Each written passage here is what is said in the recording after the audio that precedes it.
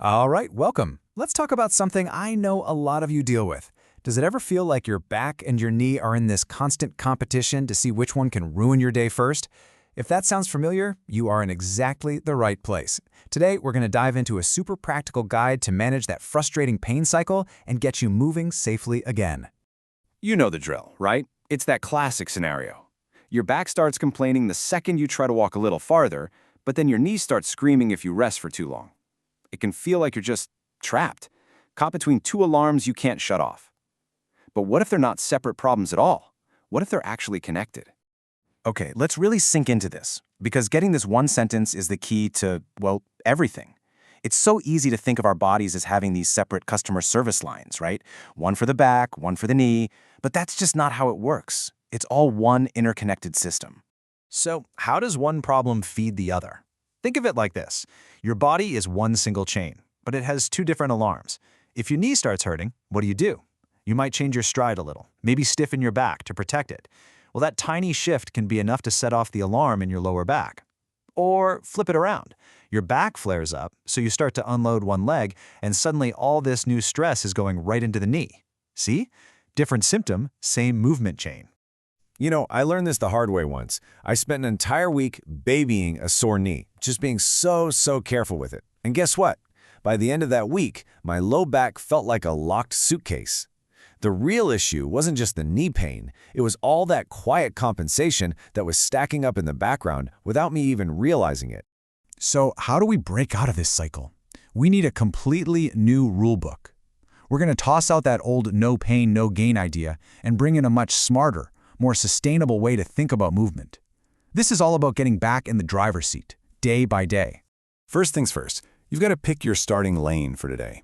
Not for the week, for today. Are you in lane A, a flare week where the only goal is to calm things down and just preserve what you can do? Or are you in lane B, a rebuild week, where you're feeling pretty good and you can add some controlled strength work? Or maybe you're cruising in lane C, maintenance mode, where things are stable and you can slowly, and I mean slowly, progress. The real key is knowing that your lane can and absolutely should change from day to day. And this brings us to the single most important rule of all. You have to stop judging a workout by how you feel during it. The real test, the only test that matters, is how you feel 24 hours later. If you wake up the next morning with more pain, more stiffness, or less confidence walking around, that's your body sending you crystal clear feedback that yesterday's dose was just too high. All right, let's get practical and build on this. We're going to put together a toolkit with 4 essential types of movement.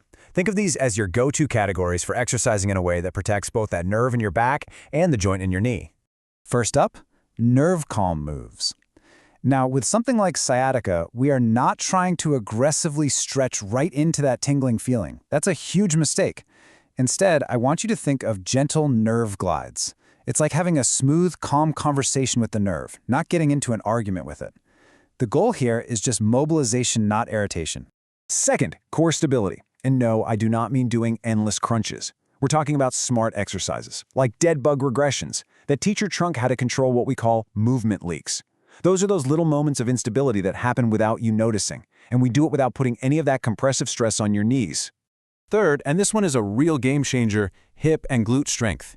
Seriously, your glutes are your body's built-in shock absorbers. When they're strong, they protect your knees from taking a beating, and they give your lower back all the support it needs for everyday stuff like standing up or climbing stairs.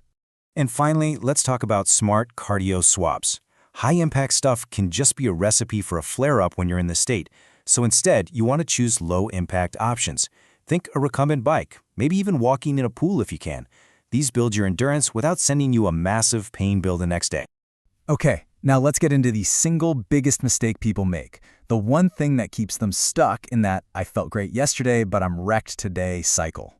Has this sentence ever played on a loop in your head? You wake up, you're stiff, you're sore, and you're just totally confused because, hey, the workout felt great at the time. This, my friends, is the classic setup for what I like to call the Tuesday trap.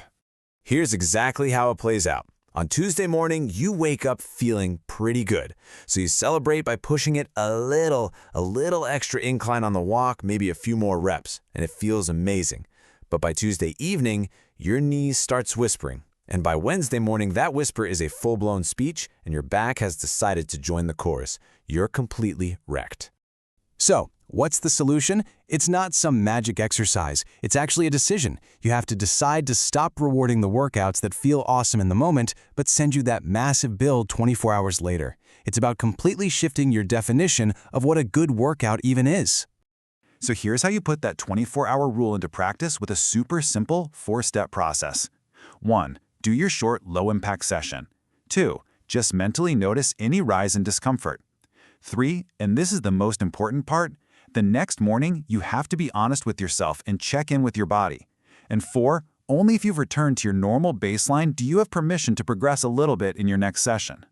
Okay, theory is great, but let's actually put this into practice. I'm going to walk you through a simple 20-minute starter plan so you can see what this looks like in the real world. This is your template for getting started safely. Look how balanced this is. We start day 1 just focusing on calming the nerve and stabilizing the core. Day 2 is all about building that crucial hip strength we talked about earlier. And then on day 3, we kind of put it all together in a gentle little circuit. The most important thing here is that each of these sessions is short and totally manageable. This is designed to build your confidence and be easy to repeat, not to destroy you. And to keep yourself honest, you're going to use this weekly checkpoint. Every Sunday, just score your pain, your stiffness, and your walking confidence on a scale of 0 to 10. Now, if 2 of those 3 things are stable or getting better, you're on the right track. Keep going. But if 2 of them are getting worse, that is your signal to dial back the volume. It totally takes the guesswork out of it. Ultimately, it really all comes down to this one idea. The perfect, super intense workout that you can only do once before you crash and burn is useless. The best plan is the boring but brilliant one. The one you can actually recover from and do again tomorrow and the next day. That is where real, sustainable progress is made.